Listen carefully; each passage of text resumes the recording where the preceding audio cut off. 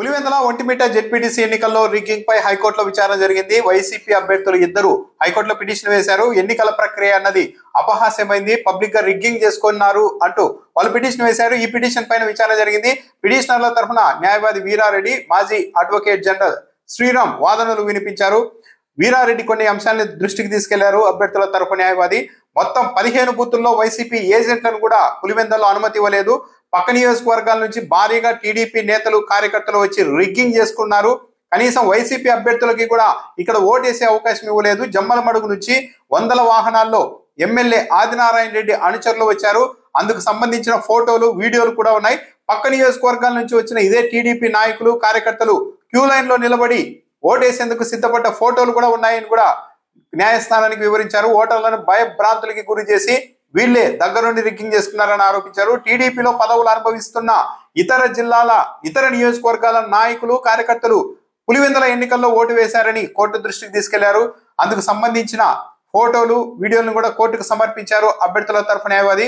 Collector సమక్షంలోనే దొంగ ఓట్లు వేస్తున్న ఫోటోలు కూడా విడుదలయ్యాయి. స్వయంగా జిల్లా కలెక్టరేటే ఈ ఫోటోల్ని కూడా విడుదల చేసింది అంటూ కూడా న్యాయస్థానం దృష్టికి తీసుకెళ్లారు. దౌర్జన్యాలపై ఆ రోజే రాష్ట్ర ఎన్నికల సంఘం దృష్టికి తీసుకెళ్లాం. అయినప్పటికీ కూడా ఎన్నికల సంఘం జోక్యం చేసుకోకుండా మౌనంగా ఉండిపోయింది. రిగ్గింగ్ జరుగుతోంది అని చెప్పినా కూడా పట్టించుకోలేదు అంటూ న్యాయవాదులు కోర్టు దృష్టికి తీసుకెళ్లారు.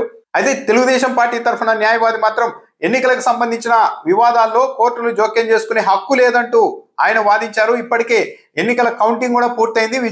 విజేతను కూడా ప్రకటించిన నేపథ్యంలో ఇప్పుడు కోర్టు జోక్యం చేసుకోవద్దంటూ తెలుగుదేశం పార్టీ తరఫున న్యాయవాది వాదించారు. అయితే దీనికి మాజీ అడ్వకేట్ జనరల్ శ్రీరామ్ అభ్యంతరం తెలిపారు. ఎన్నికల సంఘం విధుల్లో కోర్టును జోక్యం చేసుకోవద్దనే నిబంధన ఈ కేసుకు వర్తించదు.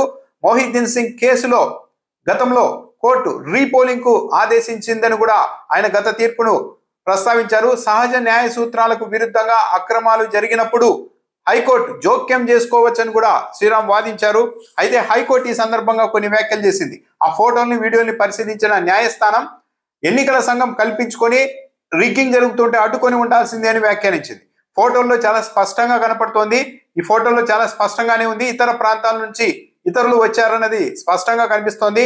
ఇతర ప్రాంతాల వారు వచ్చి ఓటు వేసినట్టుగా కూడా కనిపిస్తోందని కూడా హైకోర్టు వ్యాఖ్యానించింది. అయితే ఇరుపక్షాల వాదనలు విన్న హైకోర్టు మధ్యాహ్నం తమ నిర్ణయాన్ని వెలువరిస్తామని చెప్పింది.